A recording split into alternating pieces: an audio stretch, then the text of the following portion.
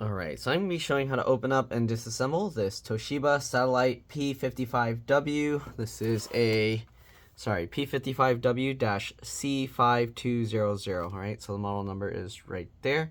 Anyways, let's go ahead and take this thing apart. We're going to be using a PH1 or JS1 screwdriver to take the screws out.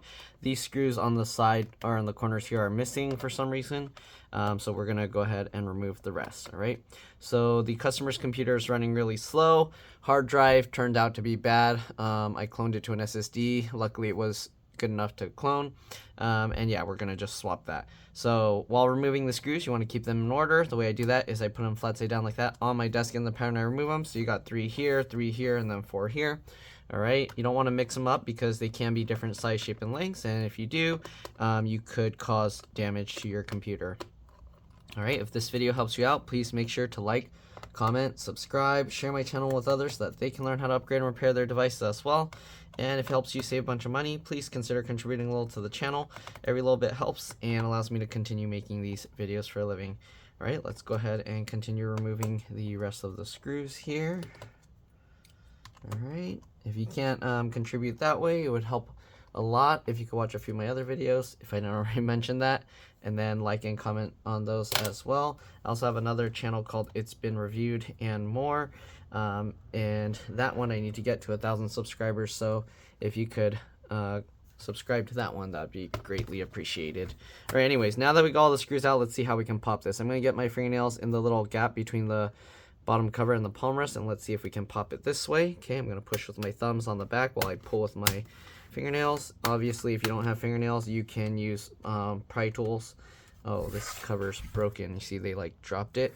It's funny, like when they brought it, they were telling me, oh, I don't know what's wrong. I don't really use the computer that much. And I said, it sounds like a bad hard drive. And they're like, but I don't use it that much. Like, how can it be bad? I'm like, I saw that dent and I was like, okay, it's almost 100% sure that it's the hard drive now.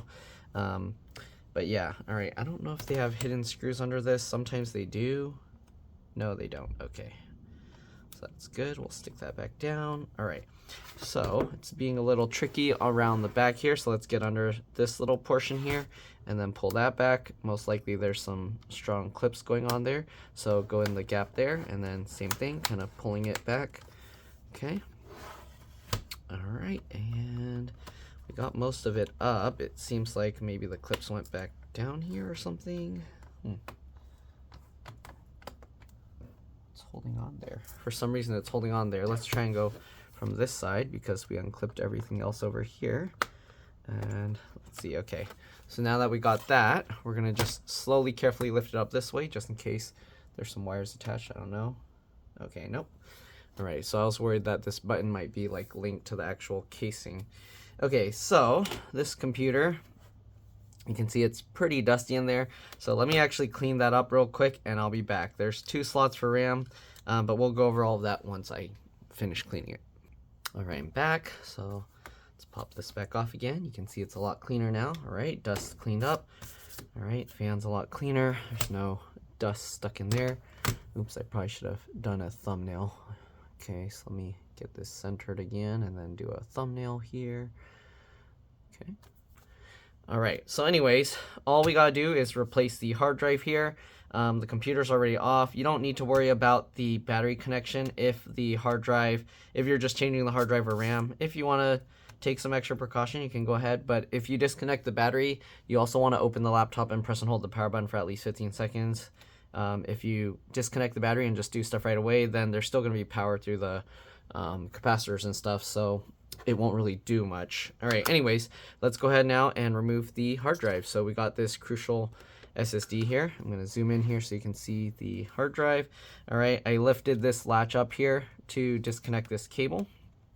Okay, you usually want to lift it slightly and then pull it back. Okay. Usually you can grab this tab, but it's like really short, so I'm gonna just try and lift it up and then pull it back. You want to be careful because these cables can be fragile.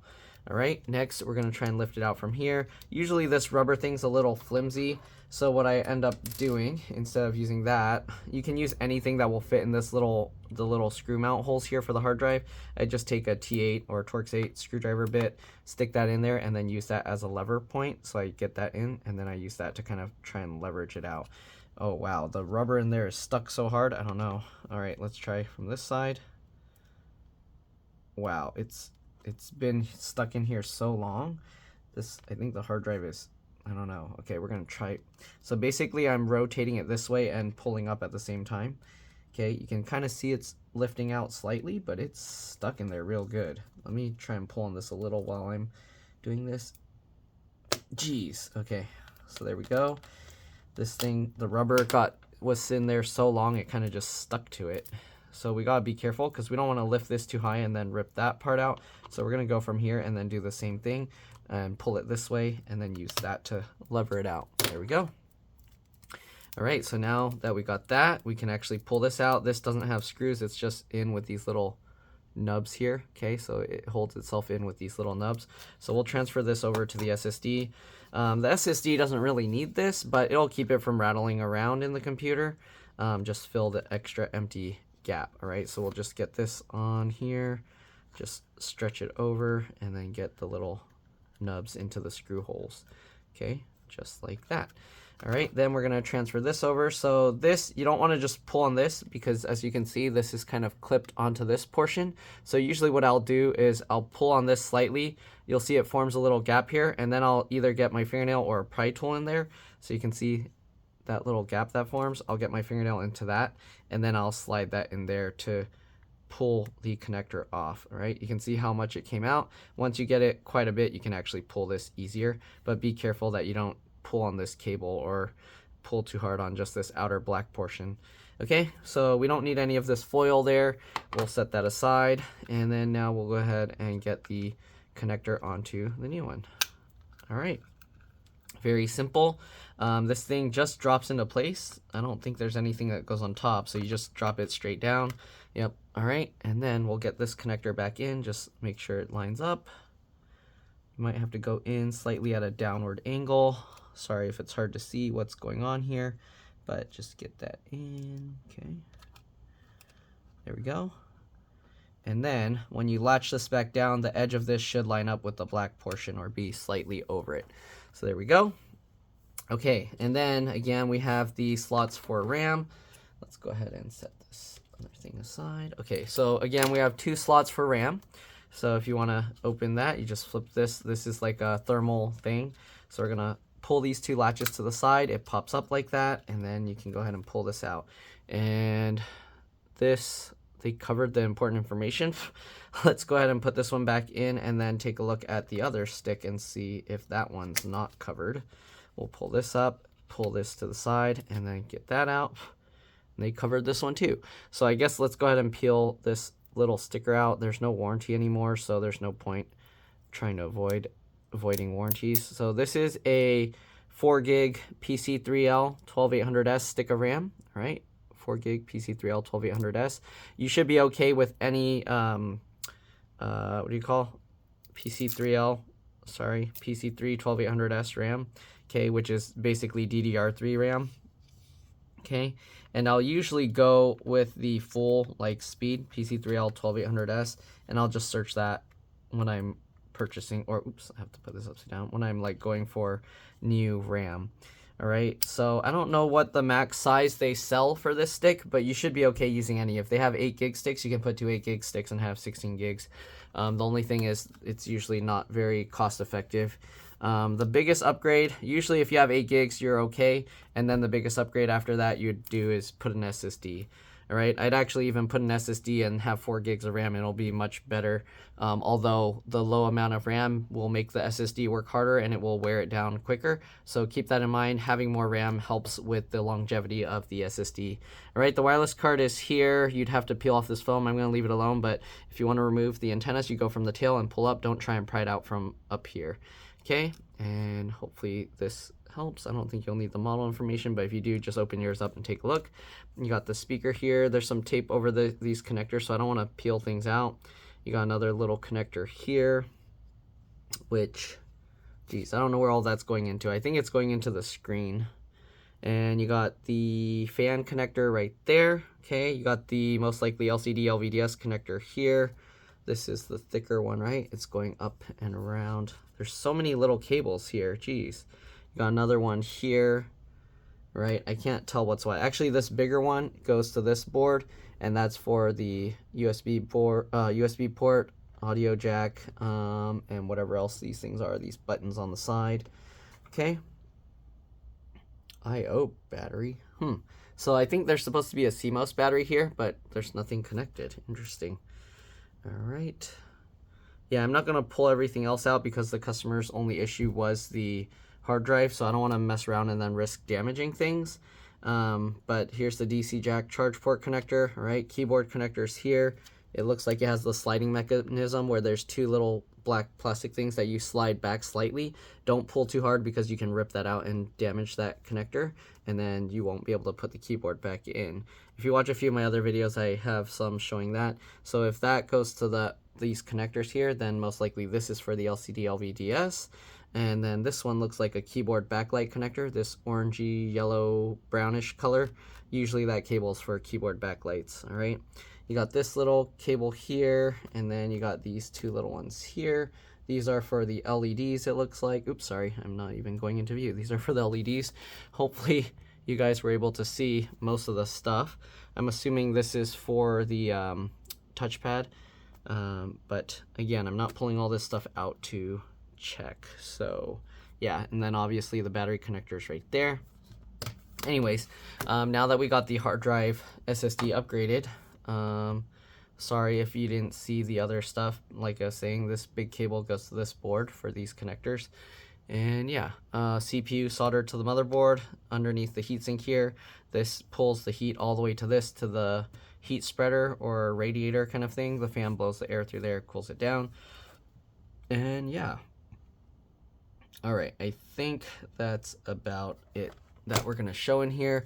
Let's go ahead and put the bottom cover back on and then power it up. Well, I'll power it up off camera. I mean, for sure it'll work because we just placed the hard drive. If you were putting a new empty blank one, you'll have to reinstall the OS. I cloned it in advance, so that way it's an exact copy with all their operating system, software, hardware.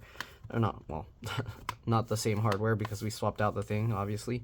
But it has their original software and everything, so it should run exactly the same way as it did before, unless the failing hard drive had some corrupt sectors that prevented it from copying properly. I'm going to see if I have some screws that match these. The screws do look to be about the same size for the most part, so let me grab a few that look to be about the same, and then maybe I can use those to help with the hinge better, because yeah, it's not good to have those kind of loose. That one's too long. I don't want to use screws that are too long because then that could also cause some damage. Got these two. Okay, so this shorter one should be okay, and let's see if we have another. Okay, so these two should be okay, and it'll work out because the portion on this part is black. So yeah. All right, let's get the rest of the screws in. Oh, that's the middle one. All right, let's see if this works. Okay, that actually works well. Tighten that in, tighten this in.